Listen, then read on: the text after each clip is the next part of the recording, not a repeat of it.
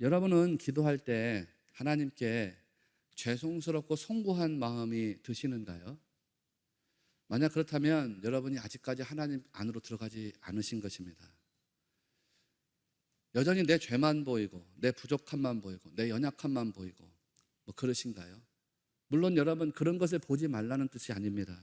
그런 거 보는 거 너무 중요하죠. 제가 여러분에게 강조하는 것도 그런 것이니까 나의 연약함이나 나의 죄성이나 나의 부족함 같은 것들을 봐야 되거든요.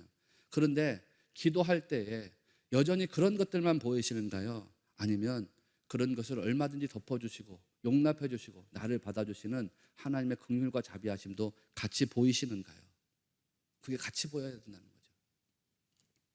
하나님, 제가 이런 모습으로 기도해도 응답이 되겠습니까? 하나님, 제가 이런 인격을 가지고 기도해도 응답이 되겠습니까? 하나님, 제가 이렇게 부족해도 응답이 되겠습니까? 여러분, 이런 모든 물음에 하나님은 그렇다. 너의 모든 기도에 내가 응답한다. 혹은 응답하길 원한다. 라고 답하시는 분인 것을 꼭 믿으셔야 됩니다. 하나님, 우리 기도에 반응하세요. 응답하세요. 이것이 친밀감에 따라오는 신뢰감이에요. 자식은 부모님을 친밀하게 여기는 것만큼 혹은 그 이상으로 부모님에 대한 신뢰감을 가지고 살아가죠. 야고보서 5장 17절 말씀에 보면 엘리야는 우리와 성정이 같은 사람이로되 그가 비가 오지 않기를 간절히 기도한즉 이런 말씀이 나옵니다. 엘리야가 간절히 기도했다 그랬죠. 왜 엘리야가 간절히 기도했을까? 자기 힘으로는 도무지 이룰 수 없는 일, 자기 힘으로는 도무지 이루어질 수 없는 일을 하나님께 구했기 때문입니다. 내 힘으로 이룰 수 있는 일을 구했다 그러면 간절하지 않았겠지요. 그런데 내 힘으로 이룰 수가 없는 거예요. 그러니까 간절한 거죠. 하나님만 해결할 수 있는 일에 매달렸기 때문에 간절히 기도했습니다. 그렇게 간절히 기도했을 때 3년 6개월 동안의 땅에 비가 내리지 않았다고 했습니다. 그러면 그는 어떻게 하나님께 그렇게 간절히 매달려서 기도할 수 있었을까? 이게 친밀감을 전제로 하는 신뢰감이 있었기 때문이라는 거예요. 여러분, 우리 아이들이 자라면서 떼를 부리잖아요. 떼를. 여러분 자녀들은 떼를 안 부리면서 자랐는지 모르겠어요. 그런데 저도 어릴 때 떼를 부렸던 기억이 있어요. 우리 어머니한테 초등학교 다닐 때 아버지한테 떼 부렸어요. 그래가지고서 밥도 한번 굶어보고 나 저게 필요한데 내한테 저걸 공급해 주지 않는 거야. 그렇게 떼를 부렸던 때가 있어요. 여러분은 자라면서 한 번도 떼 부리지 않으셨나? 모르겠습니다. 혹은 여러분 자녀들 양육하는데 한 번도 떼를 부리지 않는가요? 모르겠습니다. 그런데 이런 게 있죠. 우리 아이도 가끔 떼를 부려요. 근데 우리 집 아이가 우리한테 떼 부리는 거를 다른 집 부모님한테 가서 똑같이 부리겠어요? 안 부리겠어요? 우리 집 아이가 우리한테 떼 부리는데 우리 저 장로님한테 가가지고 똑같이 떼 부리겠어요? 안 부리겠어요? 안 부려요. 왜 안 부리겠어요? 친밀감이 없거든요. 또 하나, 신뢰감이 없거든요. 내가 우리 부모님한테는 친밀감, 신뢰감이 있어요. 내가 떼를 부리면 우리 어머니, 아버지는 그거를 받아줘. 그리고 내가 떼를 부리면 그거에 대해서 우리 아버지, 어머니가 풀어줄 거야. 자식들은 오로지 자기 부모에게만 떼를 부리지 남의 집 부모에게 똑같은 떼를 부리지 않습니다. 엘리야가 하나님 앞에 간절히 기도했다는 게 뭐예요? 하나님한테 떼 부렸다는 거잖아요. 어떻게 그럴 수가 있었겠어요? 하나님께 대한 친밀감과 더불어서 그분에 대한 신뢰감이 있었다는 거죠. 내가 하나님께 기도하면 하나님 응답해 주실 거야. 그런 신뢰감이 있었다는 거예요. 만약 그게 없었다 그러면은 그냥 적당히 기도하다가 포기하고 말았을 것입니다. 그러나 엘리야는 포기하지 않았죠. 끝까지 신뢰를 붙잡았습니다. 끝까지 기도를 붙잡았습니다. 엘리야가 갈멜산에서 바알과 아세라를 섬기던 선지자들하고 대적했던 때를 여러분 잘 아시죠?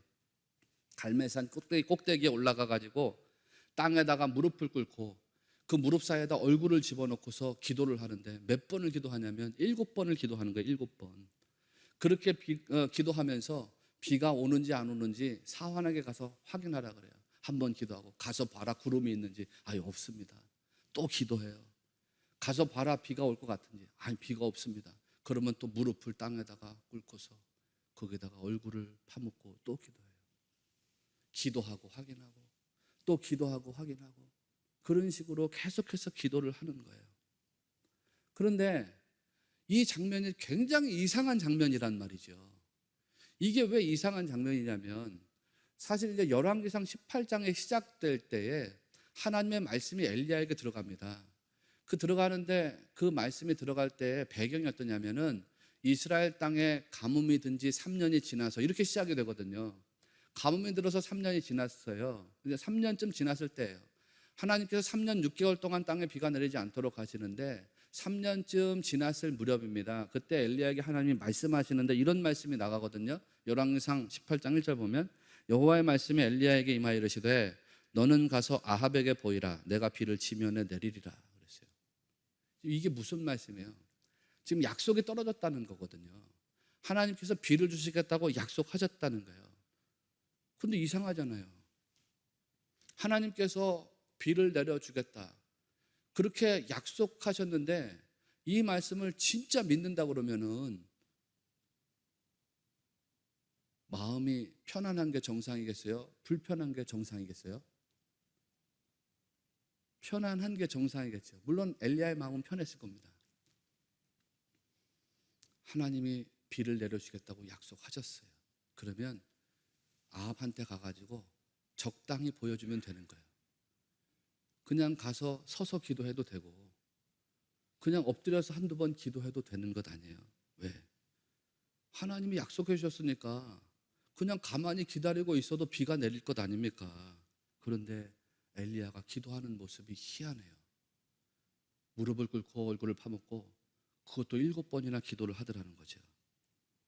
뭘 보여주려고 하는 거냐? 바로 그런 모습이 하나님께서 기뻐하실 만한 신앙의 정점이라는 사실을 우리에게 보여주려는 거거든요. 믿음이 없어서 엘리야가 기도를 한 것이 아닙니다.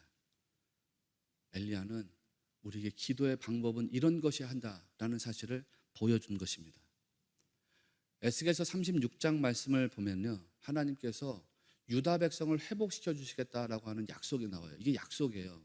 하나님께서 약속을 주시는데 이스라엘 백성들이 본향으로 돌아오게 될 것이다, 이런 약속을 주세요. 너희들이 다시는 수치를 당하게 되지 않을 것이다.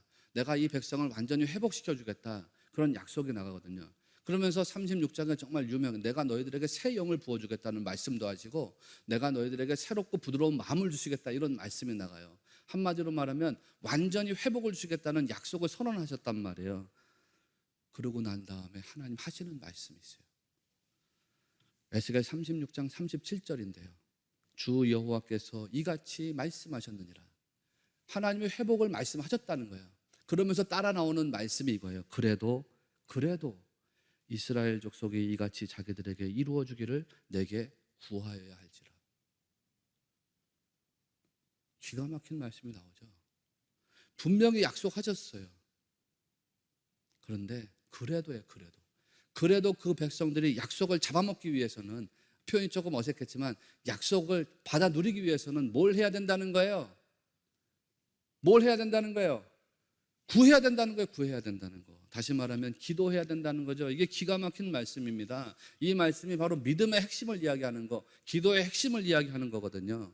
이거를 조금 유식하게 말하면은 죄송하지만 약속의 사유화, 이렇게 표현할 수 있어요. 무슨 말이냐?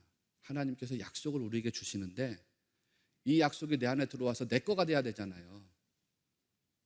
그러려면 내가 이 약속을 담아야 된다는 뜻이에요. 제가 여러분에게 여러 차례 말씀드렸습니다. 흐르는 강물도 그냥 흘러가게 내버려두면 내 물이 아니에요. 흐르는 강물에 그 물을 내가 담아가지고 들이마셔야지 그 물이 내 것이 되는 거죠.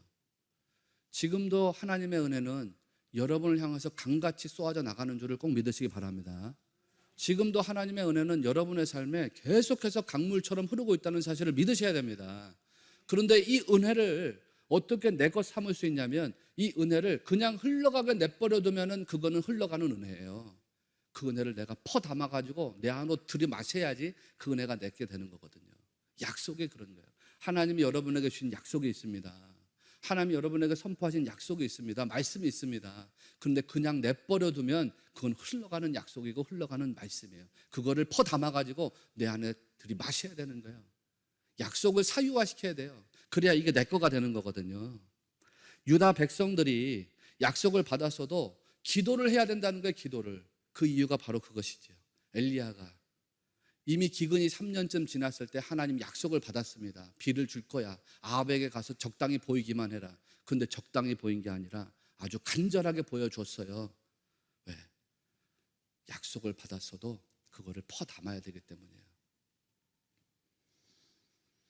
엘리야가 간절히 기도한 이유가 바로 그것입니다. 예수님께서도 기도에 관해서 말씀하실 때 여지없이 하시는 말씀이 있잖아요. 그 말씀이 뭐예요? 다 구하라는 거잖아요. 구하라. 구하라는 거예요. 9절에서도 그거를 말씀하셨습니다. 내가 또 너희에게 이르노니 구하라. 그러면 너희에게 주실 것이요. 찾으라. 그러면 찾아낼 것이요. 문을 두드리라. 그러면 너희에게 열릴 것이니. 구하라는 거죠. 친밀감을 가지고 구해라. 신뢰감을 가지고 구해라. 친밀감에 따라오는 신뢰감이 없으면 구하지도 못하고 찾지도 못합니다. 하나님께서 그리스도 예수님을 통해서 여러분에게 응답하신다는 것을 꼭 믿으셔야 됩니다. 예수님의 이름으로 구하고 찾고 두드리면 좋은 것, 그 좋은 것으로 응답하신다는 것을 여러분이 꼭 믿으셔야 됩니다. 예수님 말씀은 아주 단순해요. 그냥 구하라, 찾으라, 두드리라 이런 거예요. 그리고 13절 가서 그걸 다시 이야기하잖아요. 구하는 자에게 주시지 않겠느냐 이거예요. 여러분 어떤 사람이 응답을 얻게 된다는 거예요? 교회를 오래 다닌 사람이어야 된다 그런 게 아니라고 했죠. 성경을 10번 이상씩 통독한 사람이어야 된다 그런 게 아니라고 했죠. 부유한 사람이어야 된다, 세상 권세를 가진 사람이어야 된다 그런 게 아니라고 했죠. 성경이 아주 단순하게 말하는 진리가 하나예요. 구하라, 찾으라, 두드리라. 구하는 자에게 주시지 않겠느냐 이거 하나예요.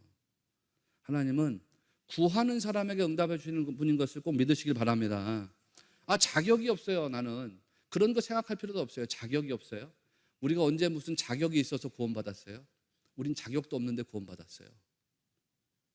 바울이 말했잖아요. 우리가 아직 하나님과 원수 되었을 때, 우리가 아직 죄인이었을 때, 그때 하나님 우리를 사랑하셔서 그래서 예수님을 통해서 우리를 구원해 주셨어요.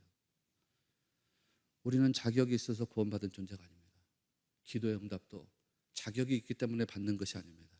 구하는 자에게 하나님이 은혜로 주시는 것이 응답인 것을 여러분 꼭 믿으시기를 바랍니다. 말씀은 그런 식으로 나간단 말이에요.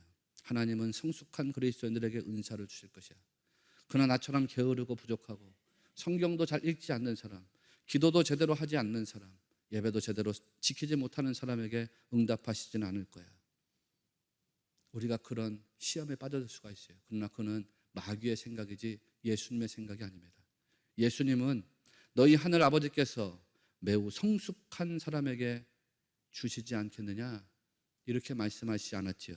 예수님 말씀은 아주 단순하고도 분명합니다. 너희 구하는 자에게 주시지 않겠느냐. 친밀감과 신뢰감.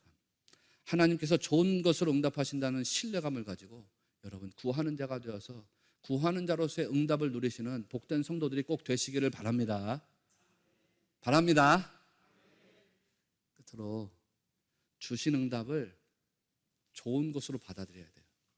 이게 우리의 과제예요. 하나님이 우리에게 응답하실 때 반드시 내가 원하고 구하는 대로 응답이 오느냐, 이게 우리를 혼란스럽게 하거든요. 그렇지 않다고 말씀드렸습니다. 기도 응답이라고 하는 것은 4가지 방향으로 우리에게 찾아온다고 했죠. 첫째는 기도한 대로 즉시 응답되는 경우가 있습니다. 내가 기도한 대로 하나님이 응답해 주시는 경우가 있어요. 어떤 경우냐? 하나님이 기도해 하시는 언어와 내가 기도하는 언어가 일치되는 경우. 하나님이 기도하신다. 어폐가 있습니다. 하나님의 기도 언어와 내가 기도하는 언어가 똑같을 때, 이걸 프로슈케의 기도라고 이야기했죠. 하나님의 뜻에다가 나를 갖다 맞추는 기도예요. 그럴 때 하나님이 우리 기도를 기쁘게 여기세요. 열왕기상 3장에 나오는 것처럼 솔로몬이 이것을 구하며 여호와의 마음에 든지라. 하나님께서 기뻐하시거든요. 그럴 때는 구하는 대로 하나님이 응답하세요. 구하는 것 이상으로 하나님이 응답하세요. 그럴 때 우리에게 기쁨이 넘치겠죠.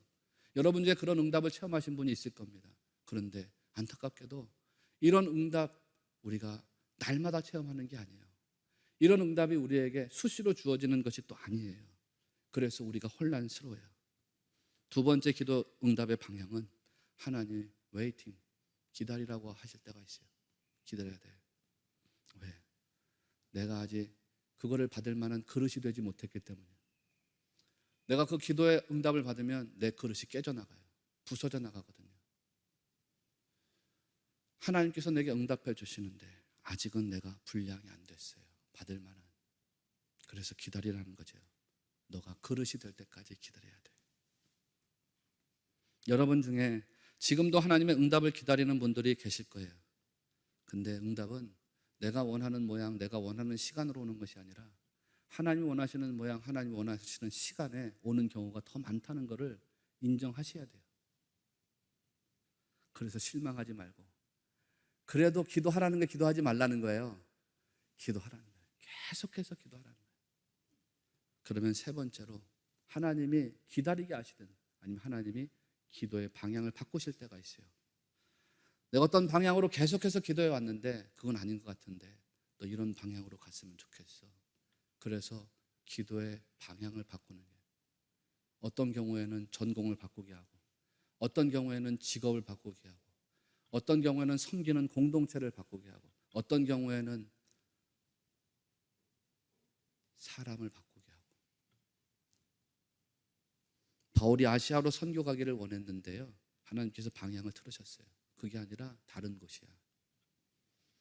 내가 이런 방향으로 와가지고서 이 나라에, 이 교회에, 이 사회에 이런 좋은 일꾼이 돼야지, 그를 위해서 기도해 왔는데 하나님이 방향을 바꾸실 때가 있어요. 그러니 계속 기도하라 이 말이에요. 기도하면서 하나님이 내 기도에 역사하시는 순간들을 여러분 기대하시라 이거예요. 하나님이 죽은 자의 하나님이라 그러면 기도의 방향은 바뀌지 않을 겁니다. 그러니 하나님은 산자의 하나님이시기 때문에 우리가 기도할 때 하나님 기도의 제목을 붙잡으세요. 그래서 하나님이 방향을 틀어내시는 거예요. 여러분 이 사실을 믿고 고백하면서 기도의 승리자들이 꼭 되셔야 됩니다. 네 번째 방향이 하나님께서 때로는 과감하게 노라고 응답하실 때가 있어요. 그건 안 되겠는데. 우리에게 가장 큰 혼란을 줄 때가 바로 이때죠. 하나님, 기도했는데 기도가 응답이 안 돼요. 하나님께 거절당했다고 느껴질 때가 있어요. 이 시간이 여러분에게서는 어떻게 보면 고비의 시간일 수도 있습니다. 그러나 그때 하나님의 뜻이 뭘까? 섭리가 뭘까? 나의 죄는 뭘까? 이런 것들을 다시 한번 기억하고 인식하는 기회로 삼아야 된다는 거죠. 바울도 자기 육체의 가시를 제거해달라고 하나님께 기도했습니다. 그런데 하나님께서 아니야, 그걸 가지고 살아야 돼, 그렇게 응답해 주셨죠. 그때 바울이 영적으로 깨달은 것이 있었어요. 고린도전서 12장 10절. 그러므로 내가 그리스도를 위하여 약한 것들과 능욕과 궁핍과 박해와 곤고를 기뻐하노니 이는 내가 약한 그때에 곧 강함이라. 아, 내가 연약해지는 것이 축복이구나. 내가 가지고 있는 질병이 낫는 것이 복이 아니라 이 질병을 끌어안고 사는 것이 복이구나. 왜? 내가 이거 연약한 것을 끌어안고 살아갈 때 하나님이 그 약함을 통해서 역사하시기 때문이로구나. 연약해서 하나님을 의지할 수밖에 없는 존재가 되었을 때 그때 하나님이 자기를 통해서 역사하신다는 것을 바울은 믿었어요. 뭘 말하려고 하는지 여러분 이미 아실 겁니다. 하나님은 무조건적으로 우리가 원하는 방향대로 응답하시진 않는다는 거죠.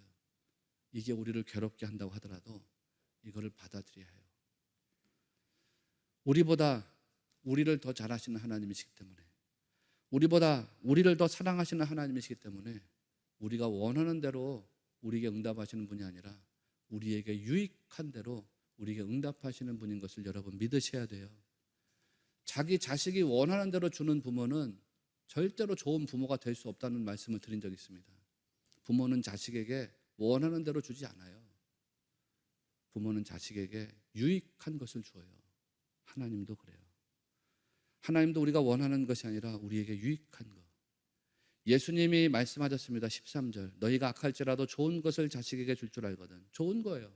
유익한 것을 준다는 거거든요. 악한 자라고 하더라도 자식에게 유익한 거를 주려고 한다는 거죠. 하물며 하나님 아버지의 마음은 어떻다는 거예요? 질문이 필요 없어요. 마태복음 7장 11절 말씀 다시 나중에 이야기하겠지만 너희가 악한 자라도 좋은 것으로 자식에게 줄 줄 알거든 하물며 하늘에 계신 너희 아버지께서 구하는 자에게 좋은 것으로 주시지 않겠느냐 기록되어 있습니다. 구하는 사람에게 구하는 것으로 주시지 않아요. 좋은 것으로 주신다 이 말씀이에요. 좋은 거. 하나님은 언제나 여러분에게 유익한 것으로 응답하시는 분인 것을 꼭 믿으셔야 돼요. 이게 나를 좀 괴롭게 하고 고통스럽게 한다고 하더라도 이거를 믿음으로 받아들일 수 있는 여러분이 되시기를 바랍니다. 자세하게 보세요. 오늘 누가복음 말씀에는 더 극단적으로 나가죠. 하물며 너희 하늘 아버지께서 구하는 자에게 성령을 주시지 않겠느냐 이렇게 말씀하셨어요. 13절에. 여러분 왜 이걸 이야기했냐면 누가에게 있어서는 하나님에게 받는 선물 중에 최고의 것이 성령이었거든요. 누가는 성령 받는 걸 최고의 기쁨으로 여겼습니다. 근데 여러분도 성령 받는 것을 최고의 기쁨으로 여기시겠어요? 여러분도 성령님 받는 게 최고의 선물이라고 믿으시는가요? 와, 우리 신의교회가 이 정도는 되는 거예요. 야, 내가 너한테 50억짜리 집 한 채 하고 성령 받는 것 중에서 선택하게 해. 넌 뭘 받을래? 하나님 저는 성령을 받겠습니다. 이게 우리 성도들인 거죠? 감사합니다. 성령을 받는다는 거 그게 정말 좋은 선물이냐? 여러분 성령 받는다는 게 무슨 뜻이에요? 성령 받는다는 게 내 마음대로 내 뜻대로 산다는 뜻이에요? 아니면 내 마음대로 내 뜻대로 살지 못한다는 뜻이에요? 내 마음대로 내 뜻대로 살지 못한다는 뜻이에요. 성령을 받는다는 것은 내가 가진 능력을 발휘하면서 내가 가진 지혜와 지식을 발동시켜가면서 살아갈 수 있다는 뜻이 아니에요. 성령을 받는다는 것은 성령의 지배를 당하는 종이 되어서 살아간다는 뜻이에요. 그런데 왜 이게 여러분에게 정말 좋은 선물이 되는 것일까요? 그거를 알아야 돼요. 내가 내 마음대로 살아가는 것이 좋은 거지 내 마음대로 살지 못하는 게 뭐가 좋아? 내 뜻대로 내 능력을 발동시켜가면서 사는 게 좋은 거지 내가 내 뜻대로 내 능력을 발동시키면 살지 못하는 게 뭐가 좋아? 그게 좋다는 거를 여러분 믿으셔야 된다 이 말씀이에요. 성령님께 이끌리는 삶이 가장 복된 삶이라는 것을 믿으셔야 된다 이 말씀이에요. 내 마음대로 사는 인생이 복된 게 아니라 하나님 뜻대로 끌려다니는 인생이 복된 삶이라는 것을 믿으시는 그 믿음까지 나가야 된다 이 말씀이에요. 왜 그러냐? 왜 그러냐? 성령을 받으면요 성령께서 내 그릇을 만들어 주시기 때문이에요. 그래서 그게 제일 좋은 거예요. 성령님은 우리로 하여금 끊임없이 은혜를 기억하게 하고 하나님 사랑하는 마음을 유지하게 해줘요. 여러분 지금 누구를 미워하고 계시면 성령 구하셔야 돼요. 여러분 마음에 뭐 불편한 관계가 있어요. 성령 구하셔야 돼요. 여러분 뭐 낙심이 있어요. 성령 구하셔야 돼요. 말씀 여러분의 거침없는 돌이 되고 있어요. 성령을 구하셔야 돼요. 성령님은 우리로 하여금 그렇게 하나님의 은혜를 기억하고 사랑의 마음을 유지하게 해줘요. 그래서 내 그릇이 깨지지 않도록 붙잡아 주시는 거예요. 우리는 질그릇같이 연약합니다. 그래서 성공하고 출세하면요 교만으로 내 그릇이 깨져나갈 때가 있어요. 실패하면요 낙심 때문에 내 그릇이 깨져나갈 때가 있어요. 그런데 성령님은 성공해도 교만하지 않게 하세요. 실패해도 낙심하지 않게 하세요. 이래도 저래도 기도로 살게 하세요. 예수님처럼 바울처럼 베드로처럼 기도로 인생을 살게 하시는 거예요. 그래서 결국에는 의의 최종적인 승리, 하나님께서 합력하여 선을 이루게 하신다는 그 은혜를 맛보게 하신다는 것을 여러분은 꼭 믿으셔야 됩니다. 이 믿음이 우리 안에 있어지게 되기를 주님의 이름으로 소원합니다.